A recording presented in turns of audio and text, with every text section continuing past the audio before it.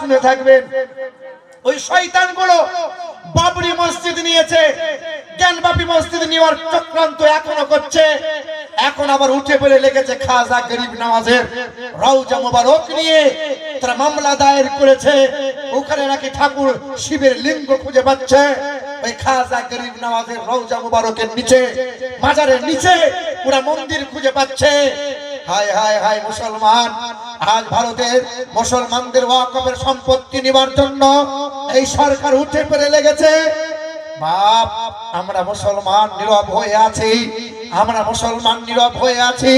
তবে আমাদের আশা আছে, তোমরা এত জায়গায় হামলা করেছো, মামলা করেছো, তোমাদের কামলা আছে, তোমাদের মামলা আছে, তোমাদের হাতে সরকার আছে, পুলিশ প্রশাসন তোমাদের হাতে আছে।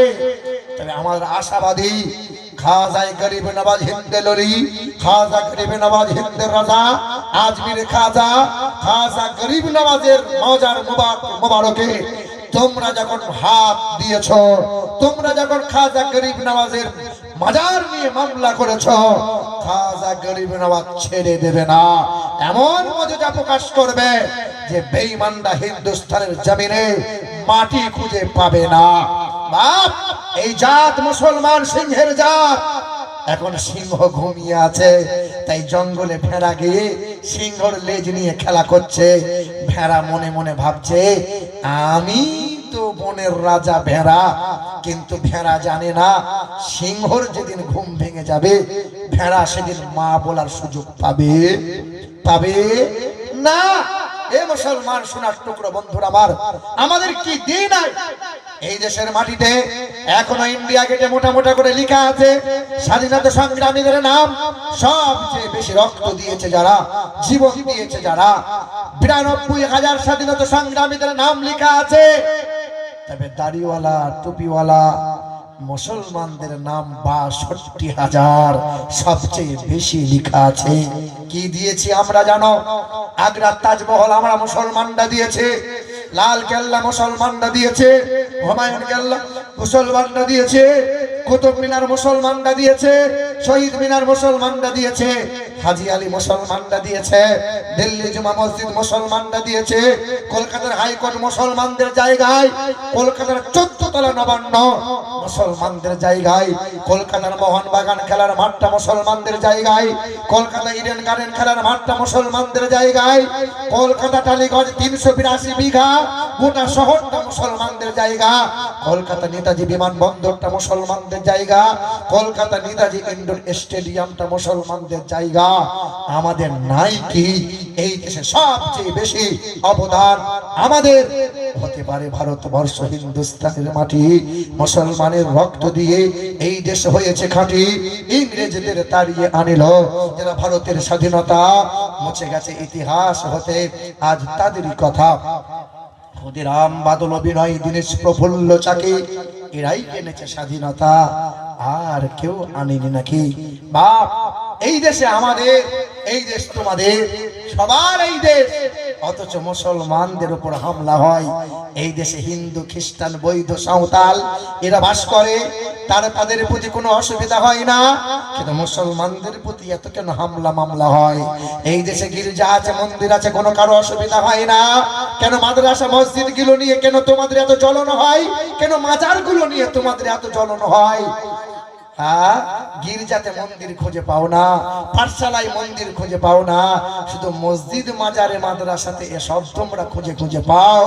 আরে এইসব রাজনীতি চক্রান্ত ছাড়া কিছু নয়। এই দেশের মানুষ বুঝে গেছে, জেনে গেছে তোমাদের চিন্তাধারাটা কি। বাপ, আমাদের এই দেশের মাটিতে মসজিদ থাকছে, কিয়ামত পর্যন্ত মসজিদ থাকবে। মাদ্রাসা আছে, কিয়ামত পর্যন্ত মাদ্রাসা থাকবে। এই দেশের মাটিতে খোদার শানে আজান হচ্ছে, ধ্বনি চলছে, আর কিয়ামত পর্যন্ত আজানও চলবে। কোন মায়ের লাল বাধা দিতে আসবে দিনাজপুরের মাটিতে, তো গলার শাঁকি ছিঁড়ে নেব। আহা, 19 বছরের নওজোয়ান ছেলে, তার নাম ইলমুদ্দিন ছিল। শুধু নবীকে বলেছিল লম্পট, নবীর নামে বই লিখে বলেছিল রঙ্গিলা রসুল, নবী খারাপ, নবী চরিত্রহীন। শুধু এই কথা নবীকে গালমন্দ করেছিল বলে 19 বছরের ইলমুদ্দিন ভুজালি নিয়ে ওই লেখক রাজপালকে হত্যা করেছিল।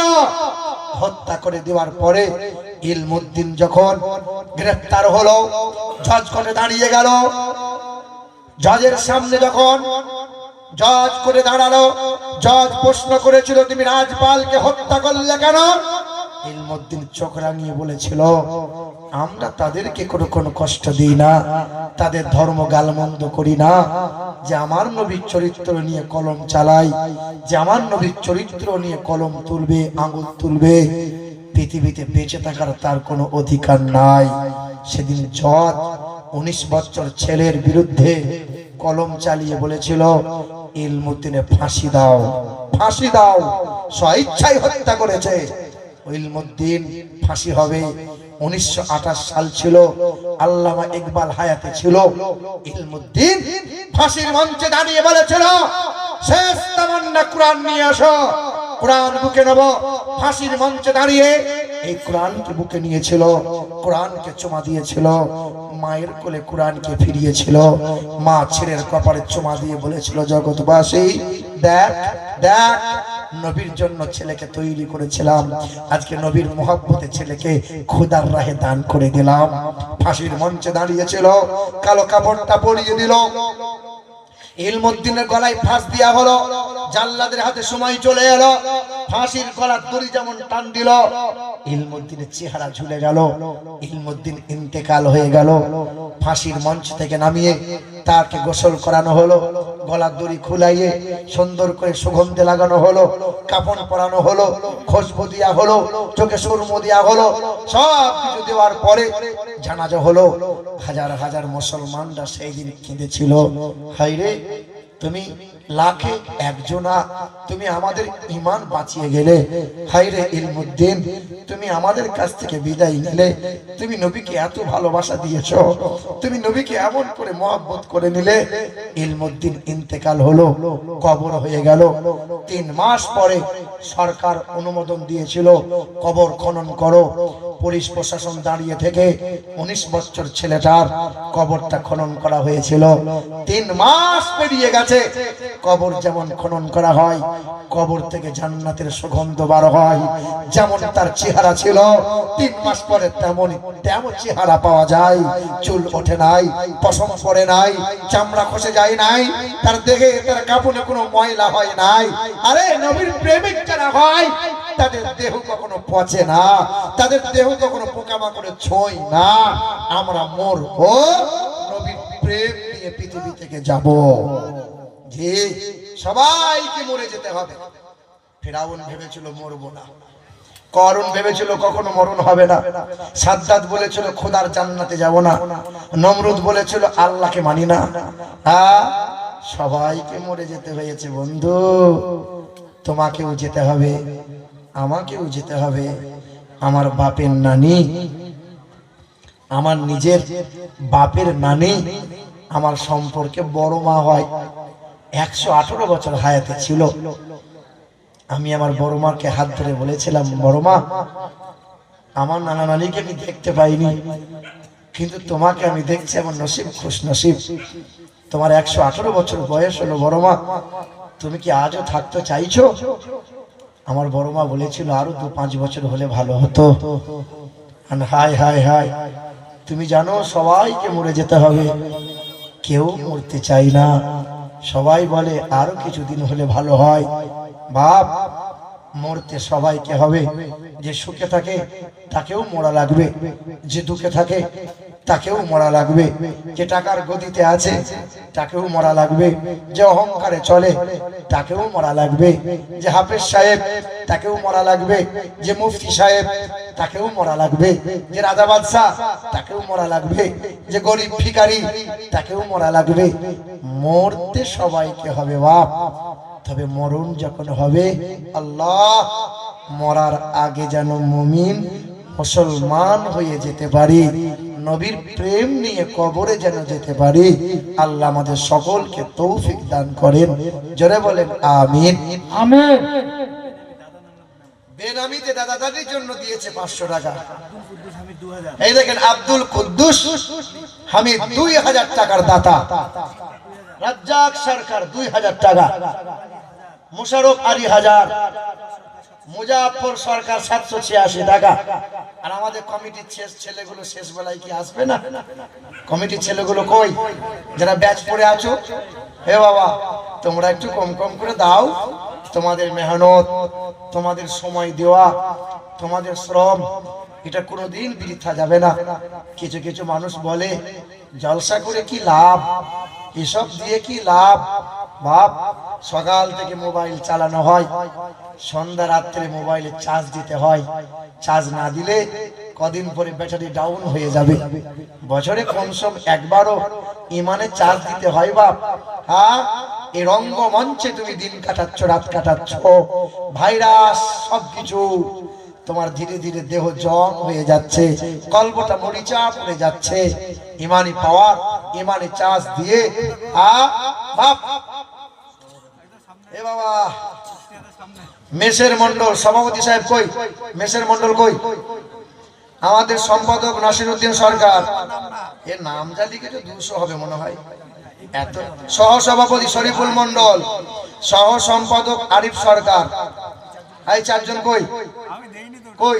কম কম করে সব দেন, অল্প অল্প করে দেন, না দিলে হবে না বাপ। বাবাজিরা 500 চাইবো না। কোরআন শরীফের পারা কয়টা মস্তান? বাপ 100 করে টাকা দেবেন, এক একটা পাড়ার হাদিয়া স্বরূপ। ও মা 100 করে টাকা দেবেন, দেবেন মা। এই দেখো আমার গামছাটা তোমার কাছে পাঠাচ্ছি মা, মা পারবে? 100 করে টাকা। বাবু যাও না দুজন, এ বাবা দুজন যাও তো। মা এই দেখো আমার গামছা তোমার কাছে পাঠাচ্ছি মা, 100 করে দিও। কোরআন শরীফের এক একটা পাড়া। শোনো, 30 জনের কাছে, তবে হাতে নিলে ভালো হতো, গুনে গুনে নিতে। 30 জনের কাছে নেবে, 31 জন হবে না। কোরআন শরীফ পাড়া কয়টা? 30টা। 30 টাকা নাও তো, গুনে গুনে দেখো তো কোন ভাগ্যবতী মা আছে। 100 করে টাকা নিও, 100। এ শোনো, যদি কারো 100 না থাকে, 10 টাকাও যদি কেউ দেয় তুমি নিও, কারণ দানের খাতায় তা যদি 5 টাকা 10 টাকাও যদি ওঠে, তার বাপ মা কবরে শুয়ে শুয়ে জান্নাতে হাওয়া পাবে। যাও 100 করে নিও। এই দেখেন আমাদের আব্বু। বাবারে কত বাপ, আপনার নামে কত করবো? কি নামটা আছে? ইকদুল সরকার। আপনার নামে কত করবো বলেন? বলেন, শেষ বেলায় বলেন তো দেখি। আলহামদুলিল্লাহ, ইকদুল সরকার, সুবহানাল্লাহ, 5786 টাকা। নারে তাকবীর, নারে তাকবীর, নারে রিসালাহ, ইয়া রাসূলুল্লাহ। সুবহানাল্লাহ। এই দেখেন ইকদুল সরকার, তিনি দেবেন 5786 টাকা। উনি কিন্তু এক ধাপ উপরে চলে গেলেন। সবাই দিয়েছে 5000, 4000, 3000, 2000, উনি 786 টাকা এক ধাপ উপরে। মা 100 করে দিও। এই 30 জন হবে, 30টা পাড়া। কেউ যদি 10 টাকা 20 টাকাও দেয় সেটাও নিও। মা খালা, তোমার কাপড়ে খুলে যেটাই বাঁধা আছে তুমি তোমার আব্বা মায়ের মাগফিরাতের জন্য দেবে, তুমি তোমার দাদু দাদির জন্য দেবে, তুমি তোমার শ্বশুর শাশুড়ির জন্য দেবে। আব্বা চলে যাবেন না, এবার দোয়া হবে, এবার দোয়া হবে। আব্বা এখানে 100 করে থাকলে দেন। এ মস্তান, তোমার কাছে আর কি চাইবো? এখানে কারো কাছে 100 টাকা আছে? এই ক্যামেরাম্যান 100 টাকা আছে? থাকলে দাও না, তোমার নামটা প্রথম আমার কাছে দাও না, হবে? হ্যাঁ ফাইসাল, ওদের সাথে কতদিন ফোন করে না ছোড়া, বদ ছেলে। মস্তান দিয়েছে না, তুমি রাখো এটা। হ্যাঁ আল্লাহ কবুল করুন, মস্তান দিয়েছে, আল্লাহ আল্লাহ কবুল করুন। না ঠিক আছে, যেমন পেরেছে। এই দেখেন একজন হয়েছে, আর কোনো ভাই আছে 100 টাকা দেবেন? আসেন না 100 টাকা। এই যে কেউ আছেন 100 টাকা দেওয়ার মতন? কোরআন শরীফের হাদিয়া স্বরূপ খোদার ঘর মসজিদে দেবেন বাপ, এ টাকা কমবে না। 100 দিয়েছেন, আল্লাহ চাইলে 1 কোটি দেবে, 1 কোটি দেবে। শোনো, আমি খাজা গরিব নওয়াজের দরবারে মাজারে গিয়েছিলাম, তখন আমি বক্তাও নয়, আলেম হাফেজ কিছু হই নাই, মা বাবার সাথে গিয়েছিলাম।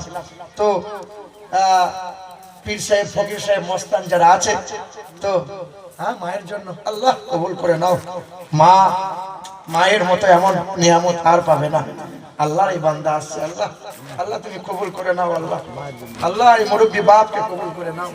আল্লাহ তার মায়ের জন্য, আল্লাহ আল্লাহ কবুল করে নাও। আল্লাহ হায়াতে দারাজ করো। আল্লাহ তার মায়ের জন্য দিয়েছে 500 টাকা। আল্লাহ আল্লাহ তার মায়ের জন্য দিয়েছে 500 টাকা। আমার যুবক ভাইটা দিয়েছে 500 টাকা। আল্লাহ মায়ের জন্য দিয়েছে। জানো, মায়ের দোয়াতে হকখানি আলেম হয়, মায়ের দোয়াতেই হাফেজ হয়, মায়ের দোয়াতেই পীর হয়, মায়ের দোয়াতেই আল্লাহর ওলি হওয়া যায়। পৃথিবীর জমিনে মা বাবার বদদুয়া যারা পেয়েছে, আমার চোখে দেখা কবর থেকে আগুন ধোঁয়া বেরিয়েছে, ধোঁয়া। আমার চোখে দেখা দুপুর বেলায় কবর দিয়ে এসছে জোহরের পরে, মাগরিব পরে দেখেছি কবর থেকে ধোঁয়া বার হচ্ছে। বলে কেন? বলে লোকটা নামাজ পড়েছিল, রোজা রেখেছিল, কিন্তু মা বাপকে খেতে দেয়নি, বাপ মায়ের জন্য দান খায়রাত করতো না, বাপ মাকে খাবার দিত না, বাপ মাকে পোশাক দিত না, বাপ মাকে শুতে পড়তে দিত না। মা হবে না, 100 করে চাইছিলাম। বাপ এরকম যদি কোনো মানুষ বাকি থাকেন দেবেন ইনশাআল্লাহ, সবার কাছে চাইলাম। তবে এই বলে বক্তব্য ইতি করলাম, অনেক লম্বা হয়ে গেছে। আমার বাপ, হ্যাঁ এই কমিটির ছেলেগুলো কই, এদের নাম ডাকলাম 4 জন কই? সহ সভাপতি আর আমাদের সভাপতি সাহেব মেশের মন্ডল কই? সম্পাদক আমাদের নাসিরউদ্দিন সরকার, সহ সভাপতি শরীফুল মন্ডল, আমাদের আরিফ সরকার, আর আমাদের রমজান সরকার কই? রমজান বাবু, হ্যাঁ এই রমজান বাবুর ভালোবাসাতে আমি আশা, বুঝলে এই লোকটা আমাকে খুব ভালোবাসে। আল্লাহ ওনার হায়াত বাড়িয়ে দিক আল্লাহ। হ্যাঁ আমার মহব্বতের মানুষ এইটা। আল্লাহ ছোট মেয়ের জন্য দিয়েছে আল্লাহ 700 টাকা দিয়েছে। আল্লাহ তুমি কবুল করে নিও আল্লাহ। মেয়েটা ইন্তেকাল হয়েছে, খাস করে দোয়া করি আল্লাহ তার মেয়ের কবরে আল্লাহ জান্নাতি হওয়া, জান্নাতি নেওয়া তুমি দান করে দাও আল্লাহ। ডান হাতে আমল নামা দিও মালিক আল্লাহ, তুমি জান্নাতুল ফিরদাউস নসিব করে দিও। আমিন ও আমিন আল্লাহ, আমিন ও আমিন। আর দানকারীর দানকে কবুল করো রব্বুল আলামিন। সামনে পিছে ডানে বামে রহমত দিও, আর তব করো না তে খোদা টাকা দিয়ে নিও। ইজ্জত সম্মান দিও দিও দুনিয়াতে, আর আরো সম্মানিত করো খোদা রোজ কিয়ামতে। নবীর ভালোবাসাতে রেখো অতি যতনেতে, আর আখিরাতে রেখো খোদা অতি আদরেতে। আমিন। লা ইলাহা ইল্লাল্লাহ মুহাম্মাদুর রাসূলুল্লাহ। বাবলু সরকার 5000 টাকার দাতা। হ্যাঁ বাবলু সরকার 5000 টাকার দাতা। এই দেখেন নাসিরউদ্দিন মানে বাবলু সরকার। আর আমাদের সভাপতি সাহেব মেশের মন্ডল, মেশের মন্ডল সরকার লিখেছে। হ্যাঁ উনি বলছেন সবাই 5000 দিয়েছে, 6000 দিয়েছে, তো আমি তো সভাপতি, তা আমি 10000 দিলাম। বলো নারে তাকবীর, নারে তাকবীর, নারে রিসালাত। ইয়া রাসূলুল্লাহ। সভাপতি সাহেব 10000 টাকার দাতা। আরমান বাবু 3000 টাকা, ফিরদৌস দিয়েছে 3000 টাকা। আলহামদুলিল্লাহ। এই দেখেন যে গজলটা গাওয়ার জন্য অনুরোধ করেছিল, এই জলদি নিয়ে এসো। কজন হয়েছে? কজন?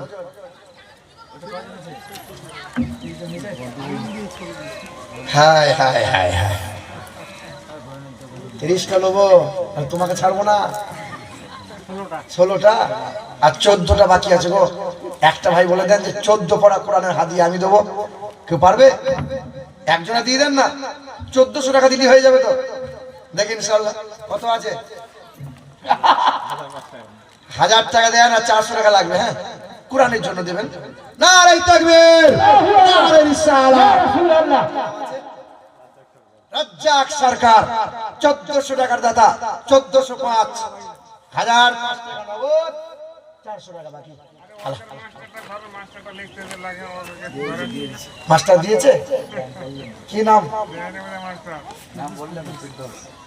3000 টাকা। না না না সত্যি কম হয়েছে, হয়েছে না 3000 টাকা কম হয়েছে। এ শোনো এটা বলি বাবা, নবীজির উপর নামাজ কয় ওয়াক্ত ফরজ ছিল? 6 এখনো মক্কা মদিনায় 6 বার আজান হয়। তাহাজ্জুদের নামাজটা নবীজির উপর ফরজ ছিল, তাই নবীজির উপর 6 ওয়াক্ত নামাজ ফরজ। তাহলে মাস্টার ফিরদৌসের কাছে 6 চাইছিলাম। কত চাইছিলাম? 6 হবে হবে। বলো নারে তাকবীর, নারে তাকবীর, নারে রিসালাত। ইয়া রাসূলুল্লাহ। মাস্টার বাবু বাবা ফিরদৌস 6000 টাকা।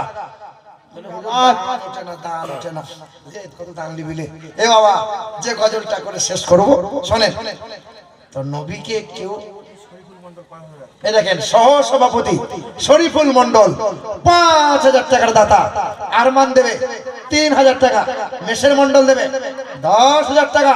আলহামদুলিল্লাহ। সহ সম্পাদক আরিফ সরকার 5000 টাকার দাতা, আলহামদুলিল্লাহ। এই দেখেন বাবলু সরকার 5000 টাকা, মেশের মন্ডল 5000 টাকা, আর আমাদের ফিরদৌস দেবে এই 10000 টাকা, ফিরদৌস দেবে 6000 টাকা, আরমান দেবে 3000 টাকা, আরিফ সরকার দেবে 5000 টাকা। জি মাশাআল্লাহ মাশাআল্লাহ। তো নবীকে কেউ বলতো জাদুকর, কেউ বলতো কবি, কেউ বলেছিল নির্বংশ।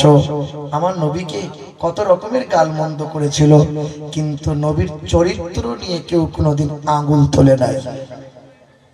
একজন বুড়ি মহিলা মক্কার গ্রাম থেকে সে পুঁটুলি বেঁধে পালাচ্ছে।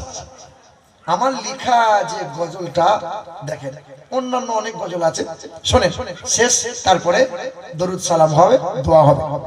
মক্কা মরুর তপ্ত পথে চলছিল এক বিদ্যাচর, মক্কা মরুর তপ্ত পথে চলছিল এক বিদ্যাচর, মস্ত বোঝা মাথায় ছিল, কাঁপছিল তার দুই চরণ।